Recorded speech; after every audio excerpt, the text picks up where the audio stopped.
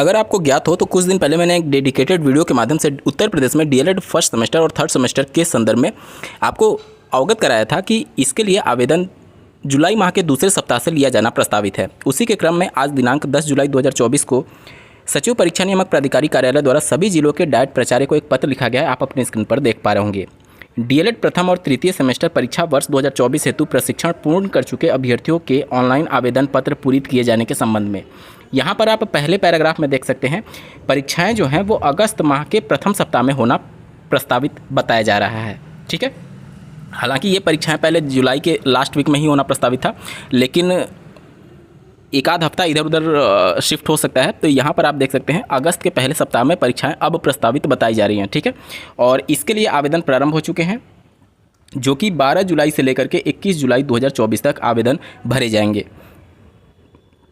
अगर आप किसी प्राइवेट संस्था से डीएलएड कर रहे हैं तो वहाँ पर आपका जो फॉर्म होगा वो ऑनलाइन सबमिट किया जाता है। आप खुद से नहीं कर सकते, आपके बिहाफ पर आपका जो कॉलेज होगा वो आपके आवेदन को सबमिट करता है। 12 जुलाई से लेकर के 21 जुलाई तक आपको आवेदन करना है। ठीक है, आपके कॉलेज के द्वारा किया जाएगा और ये जो आवेदन होता है ये फॉरवर्ड होता है उस जिले के डाइट पर, और डाइट के प्राचार्य की ये जिम्मेदारी होती है कि उनके लॉगिन आईडी से 13 जुलाई से लेकर के 23 जुलाई 2024 तक ये जो फॉर्म होगा इसको अप्रूव किया जाएगा।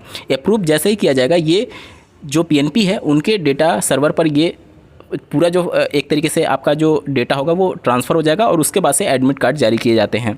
तो आप अगर प्राइवेट संस्थान से हैं तो यहाँ पर 12 जुलाई से लेकर के 21 जुलाई 2024 तक आपको आवेदन कंप्लीट करा लेना है, और अगर आप डाइट से भी हैं तो भी आवेदन करने की तिथि यहीं रहेगी। इसके बाद से बात कर लेते हैं फ़ीस कितनी लगेगी। तो पर कैंडिडेट यहाँ पर फ़ीस की जब बात आती है तो 600 रुपये निर्धारित किया गया है। 600 रुपये से 1 रुपये भी अगर ज़्यादा आपका निजी डीएलएड संस्थान ले रहा है तो समझ लीजिए वो सिर्फ और सिर्फ अवैध वसूली है, इससे ज़्यादा कुछ भी नहीं है। ठीक है, 600 रुपया पर कैंडिडेट एक सेमेस्टर की परीक्षा पीएनपी के द्वारा निर्धारित की गई है। आप अपने स्क्रीन पर देख पा रहे होंगे, 9वें पॉइंट में लास्ट लाइन में मेंशन किया गया है, प्रशिक्षार्थियों के परीक्षा शुल्क ₹600 प्रति प्रशिक्षार्थी की दर से देय होगा। ठीक है, तो 600 रुपये ही आपको यहाँ पर देना होगा।